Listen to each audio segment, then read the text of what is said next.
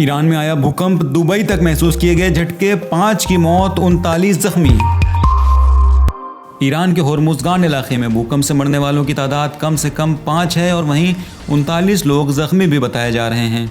अब तक हासिल हुई रिपोर्ट के मुताबिक आज सुबह रिएक्टर पैमाने पर 6.1 की तीव्रता से आए तगड़े भूकंप के कई बड़े झटकों ने पूरे इलाके को हिला कर रख दिया, जिसकी शिद्दत दुबई समेत पड़ोसी देश यूएई के कई शहरों में महसूस की गई। भूकंप का सेंटर पॉइंट बंदर खमीर और बंदर लंगे शहरों के निकट जमीन के अंदर 10 किलोमीटर की गहराई में था। उसके बाद एक और 6.1 की तीव्रता वाला भूकंप का झटका महसूस किया गया, जिसका केंद्र बंदर कंग के निकट 28 किलोमीटर गहराई में था। इस बीच रिएक्टर पैमाने पर 6.3 की तीव्रता वाले भूकंप ने बंदर खमीर को हिला कर रख दिया, जिसका केंद्र 26 किलोमीटर जमीन की गहराई में था। आधिकारिक आंकड़ों के अनुसार होर्मुज़गान प्रांत में भूकंप के इन झटकों से अब तक 5 लोगों की मौत हो चुकी है और बंदर लंगे के खुशसाए गांव के 39 लोग घायल हो गए हैं। घायलों को इलाज के लिए बंदर लंगे और बंदर खमीर के अस्पतालों में भर्ती करवाया गया है। सरकारी मीडिया रिपोर्ट्स के मुताबिक होर्मुज़गान के अलग अलग इलाकों में कई तरह के 20 से अधिक भूकंप आए हैं, जिनमें 3 रिक्टर पैमाने पर 6 से ऊपर और बाकी 3 से 4 के बीच थे। ईरान की फार्स न्यूज़ एजेंसी ने कहा है कि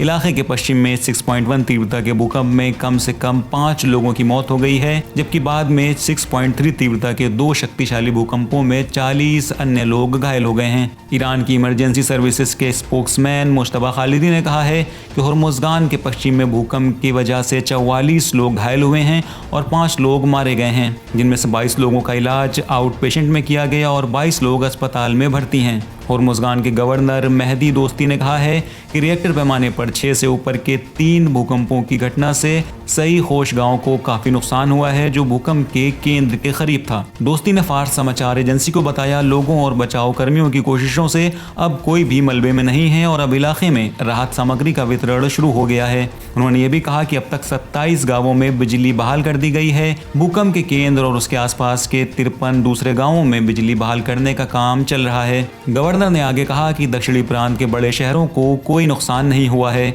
बंदर अब्बास से लगे बंदर लेंगे तक जाने वाली सड़कें नष्ट हो गई हैं और पुलों में धंसने और दरारें आने की कई घटनाएं हुई हैं। फिलहाल पुलों की मरम्मत की जा रही है।